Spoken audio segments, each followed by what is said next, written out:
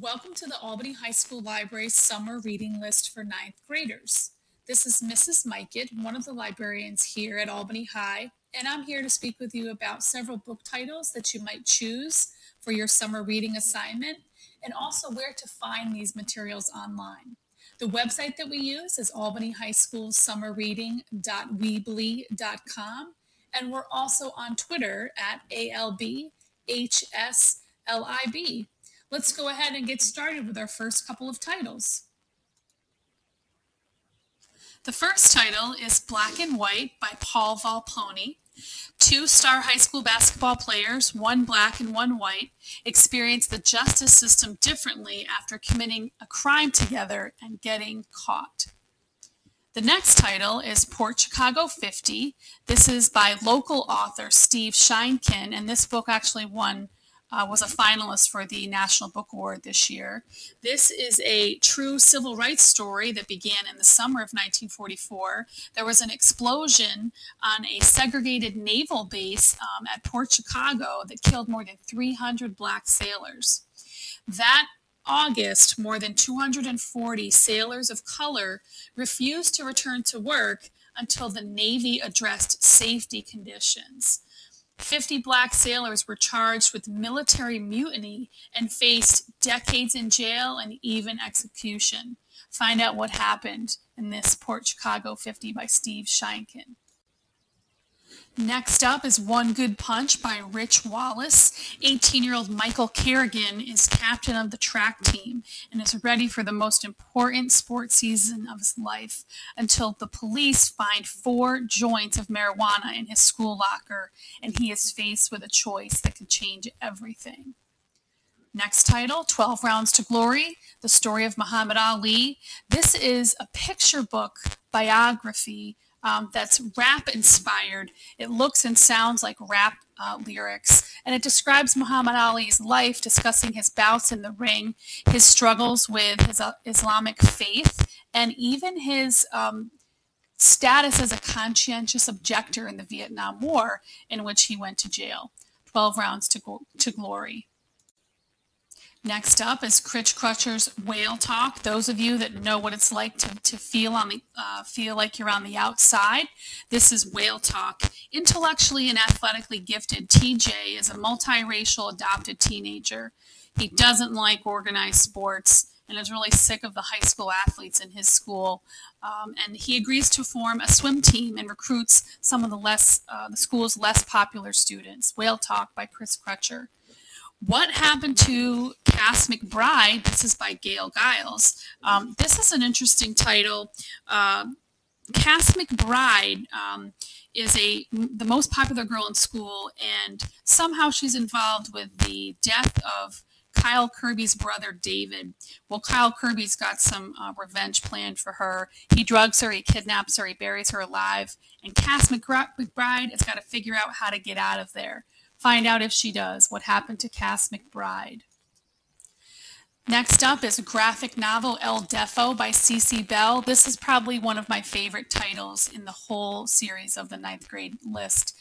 This is an autobiography of sorts. The main character, when she was about 3 years old, suffered from scarlet fever, which at the time caused her to go deaf. So she was hearing until she was 3 and then lost her hearing and ended up with hearing aids in the 1970s. She actually has to wear the device around her chest, and it does allow her to hear.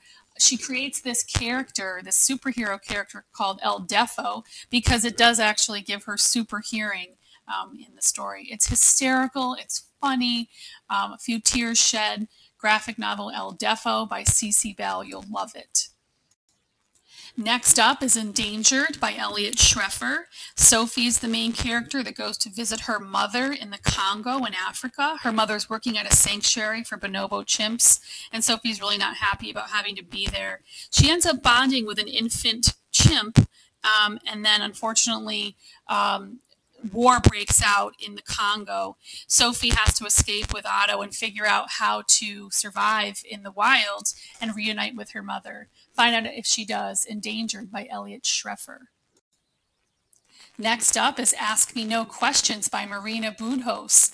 Nadira is the main character. She just wants to be accepted in her own country.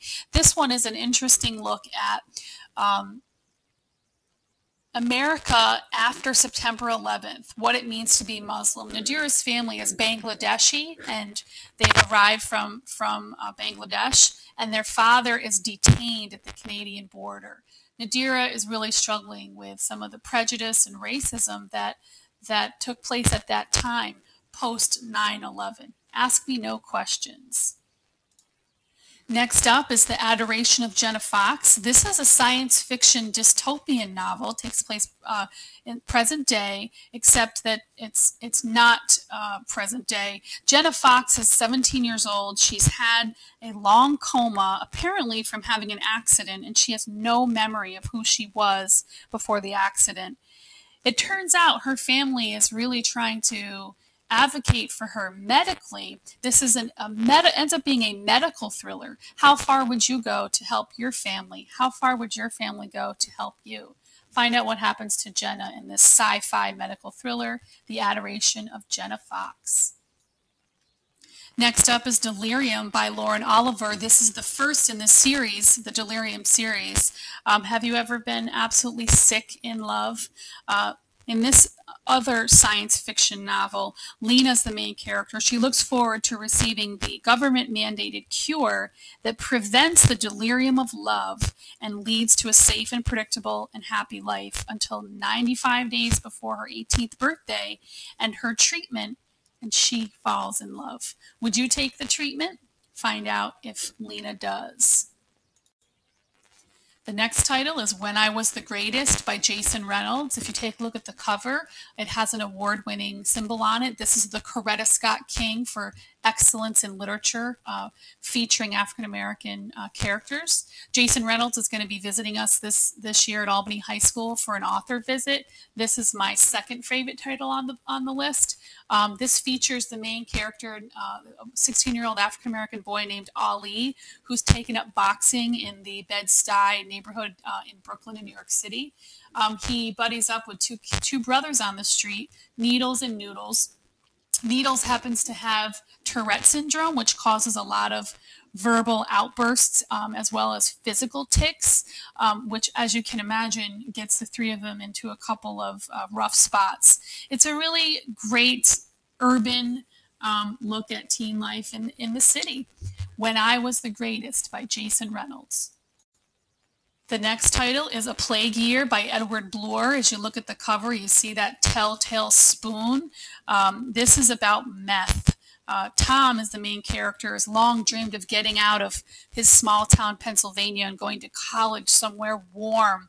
But a plague of meth addiction sweeps through his town, ruining the lives of friends, teachers, and parents. He finds it difficult to leave.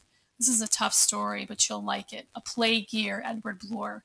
The next title is One Crazy Summer by Rita Williams Garcia. As you can tell, this one is covered with awards. First one is a Newbery Honor. It's also a National Book Award finalist, the Scott Odell Award for Historical Fiction. This takes place in the 1960s. And lastly, another honor from the Coretta Scott King. There's three sisters, African-American sisters from New York City who live with their father. They go to Oakland, California to stay with their mother. They're estranged from their mother. They haven't seen their mother. It was a difficult separation between the parents. And when they get there, the relationship with her is very strained. This is in Oakland, California in the late 1960s, and it turns out that their mother is a member of the Black Panthers. And the girls get sent to a Black Panther summer camp. It's a tremendous story, and there's actually two more in the series. So take a look at that. One Crazy Summer. Next up is 8 Men Out, the Black Sox in the 1919 World Series. This is the true story of the team that actually, through the series, the Black Sox, the team members fixed the game to run up some gambling money. The world watched and found out. Very interesting. 8 Men Out. the Black Sox of the 1919 World Series. And lastly, the Lightning Thief by Rick Warden. This is the Percy Jackson series. You'd have to be under a rock to not know this one. You can pick any in the series, The Lightning Thief by Rick Warden.